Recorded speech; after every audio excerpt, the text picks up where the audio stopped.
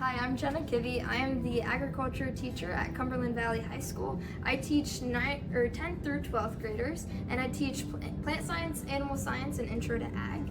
I've decided to incorporate Dairy Leaders of Tomorrow in my curriculum with case science because they really go hand in hand in creating hands-on experiences for the students to learn about where their food comes from, how animals are treated properly and ethically in the animal science industry. A lot of times my students don't know where milk comes from.